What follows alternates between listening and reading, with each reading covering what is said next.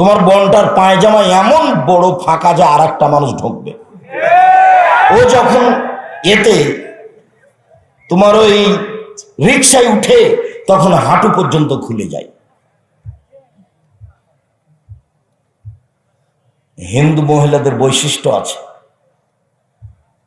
রবি ঠাকুরের মা গোসল করতে গেলে পালকিতে করে নিয়ে যেত, কে যেন না দেয়, নদীতে এইভাবে ডুবিয়ে নিয়ে চলে আসতো।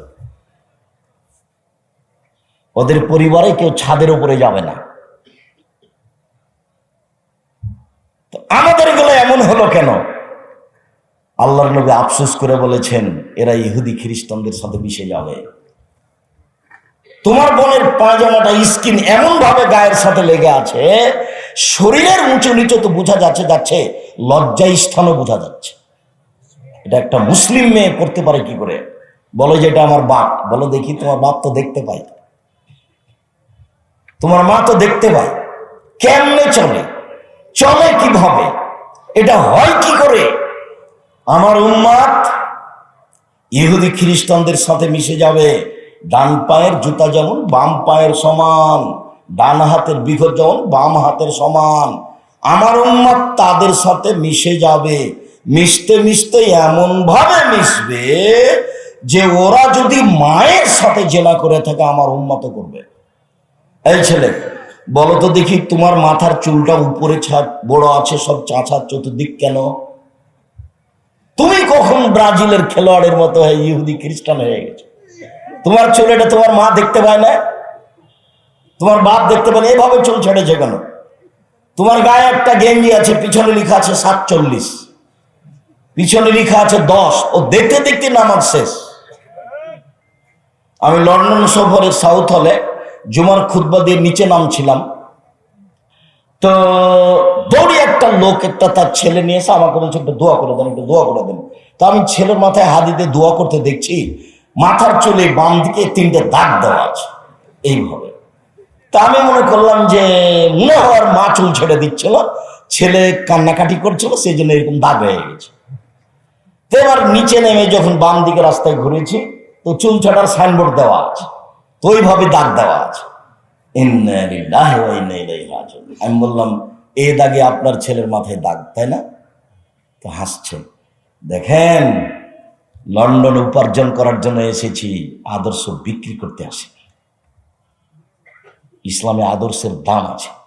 নবীগণের বৈশিষ্ট্য 10টি, নবীগণের বৈশিষ্ট্য 10টি, এগুলোর নাম আদর্শ। 1, দাড়ি ছেড়ে দিতে হবে। 2, মুছ কেটে ফেলতে হবে, চাঁচা যাবে না। 3, পেশাব পায়খানার সময় পানি দিয়ে পবিত্রতা অর্জন করতে হবে। 4, নখ কেটে ফেলতে হবে। 5, বগলের লুম উঠে ফেলতে হবে, নারী পুরুষ একই হুকুম। 6, নিচের লুম পরিষ্কার করতে হবে ঊর্ধ্বে টান 40 দিন, পুরুষ নারী একই হুকুম। এগুলো সব বৈশিষ্ট্য। তোমার মায়ের কথা বলি, কালকে তুমি খেয়াল করিও তো, তোমার মা যখন তোমার ছোট ভাইটাকে জামাটা পরায় তখন কোন হাতটা আগে ঢোকায়? কোন হাত আগে ঢোকাবে? ডান হাত। ওই ছেলেটা বলছে বাম হাত। ওর মাকে ওভাবে দেখেছে, ডান হাতটা আগে ঢোকাবে, ডান পাটা আগে ঢোকাবে। তোমার মা যখন তোমার ছোট ভাইটাকে নিয়ে শুইবে কোন কাতে শোয়াবে? ডান কাত। এর নাম শিষ্টাচার। প্রত্যেকটা হাদিসে আছে শিষ্টাচার। শিষ্টাচার কি জিনিস? 1 মিনিট, শিষ্টাচারের কথা বলে আবার ফিরে যাচ্ছি কথায়, মূল কথায় আছি যে 1 টাকা সুদ খেলে 36 বার জেনা করে যত পাপ হবে, 1 টাকা সুদ খেলে তার চেয়ে বেশি পাপ হবে, অথচ জেনা মহাপাপ। এইখানে আছে আমরা মূল কথায়। কথার মধ্যে ঢুকে আমরা এভাবে আছি। এখন একটা জিনিস দেখাই, খালি কেন শিষ্টাচার? যেখানে সেখানে শিষ্টাচার, কথায় কথায় শিষ্টাচার। তো আগে ওই হাদিসটাই শোনাই যেটাতে সরাসরি তোমার আম্মাকে নিয়ে কথা হবে। এই ছেলে, এদিকে খেয়াল করো, এক খেয়ালে চেয়ে থাকবা, পাখি যেন তোমাকে মনে করো তুমি পাথর।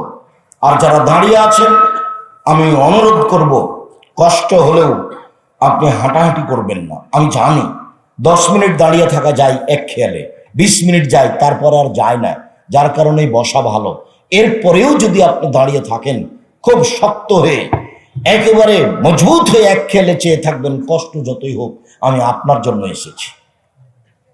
আর আমি কথা বলবো, আপনি দোকানে গিয়ে চা খাবেন, গল্প করবেন, এত নোংরা ন্যাক্কারজনক জঘন্য কাজ আপনি করিয়েন না। আপনাকে আমি মানুষ মনে করি, আপনাকে আমি গরু ছাগল মনে করি না। বুঝে না ওরা অন্তর আছে, বুঝে না, দেখেও দেখে না ওরা চক্ষু আছে, দেখে না, শোনেও শোনে না ওরা কান আছে, শোনে না।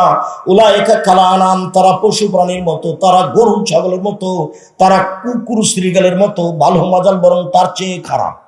আল্লাহ মানুষকে কুকুর শ্রীগালের চেয়ে খারাপ বলছে। 10 কিলোমিটার, 20 কিলোমিটার, 30 কিলোমিটার, 50 কিলোমিটার থেকে মানুষ এসে সামনে বসে আছে, আর আপনি চায়ের স্টলে বসে আছেন। মানে আপনার একটু লজ্জা হয় না কেন? আপনার একটু শরম হয় না কেন? আপনার একটু হায়া হয় না কেন? আপনার একটু ইতস্তবোধ হয় না কেন? মিছিল করে করে কি আপনি একেবারে পেশাব পায়খানার সাথে মিশে গেছেন? আপনি ওখানে থাকবেন কেন? আমি আব্দুর রাজ্জাক বিন ইউসুফ 90 সাল থেকে মাঠে আছি। সাঘাটা কলেজ মাঠে বক্তব্য দিয়েছিলাম 1995 সালে। দীর্ঘ 34 বছর আমি কোনোদিন অপ্রয়োজনীয় বাক্য বলিনি। দীর্ঘ 34 বছর আমি কোনোদিন কেসা কাহিনী বলিনি। দীর্ঘ 34 বছর আমি কোনোদিন মাযহাব নিয়ে কথা বলিনি। দীর্ঘ 34 বছর আমি কোনোদিন সরকার নিয়ে কথা বলিনি। আমি দাবি জানিয়েছি যে এলাকায় আমি উপস্থিত হব, সেই এলাকার নারী পুরুষ সবাই আসবে, আসতেই হবে। এমনকি যত হিন্দু পরিবার আছে তাদেরকে আসতে হবে। আমি তাদেরও কিছু না কিছু উপকার করবই করবো ইনশাআল্লাহ। সম্মানিত দিনী ভাই বোন, বলছিলাম কেন এত শিষ্টাচারের কথা? 1 মিনিট। যেটা তোমার বোনকে নিয়ে, যেটা তোমার মাকে নিয়ে। জাবের রাদিয়াল্লাহু তাআলা আনহু বলেন, আমরা একবার যুদ্ধ করে রাসূলের সাথে সফর থেকে আসছিলাম, মদিনায় ঢুকবো।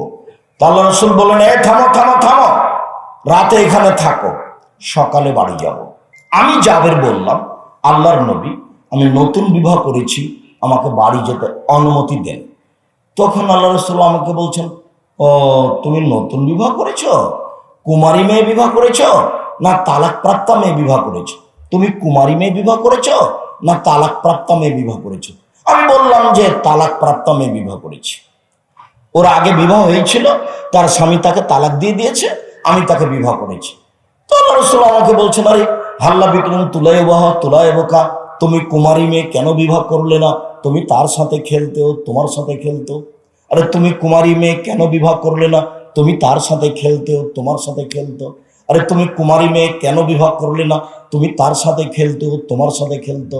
আল্লাহ রাসূল এইটা বললেন। এবার দেখি জাবের কি বলেন। জাবের রাদিয়াল্লাহু তাআলা বলছেন, আল্লাহ নবী শোনেন, আমার আব্বা উহুদের যুদ্ধে শহীদ হয়েছেন 9 জন মেয়ে রেখে। আমার 9 জন বোন আছে। আমার বোনদের সমবয়সের, কম বয়সের মেয়েকে আমি বিবাহ করা পছন্দ করিনি 4টা কারণে। আল্লাহ নবী শোনেন, আমার আব্বা উহুদের যুদ্ধে শহীদ হয়েছেন 9 জন মেয়ে রেখে। আমার 9 জন বোন আছে।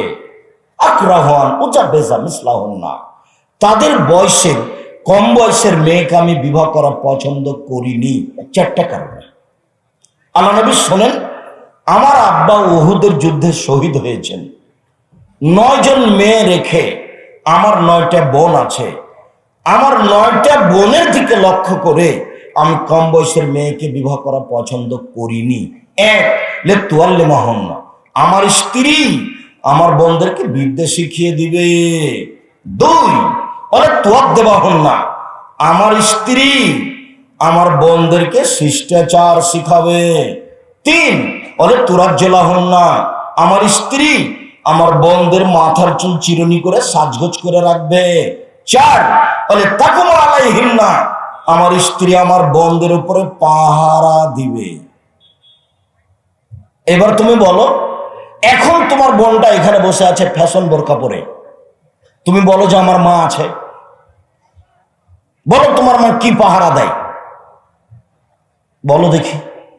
তোমার বোনটা এখানে মাথায় কাপড় না দিয়ে শীতের দিনে বসে আছে, আর সামনের দিক চুল ছোট করে আছে, আর পায়ে উঁচু স্যান্ডেল পরে আছে নিজেকে লম্বা দেখানোর জন্য। এটা প্রতারণা।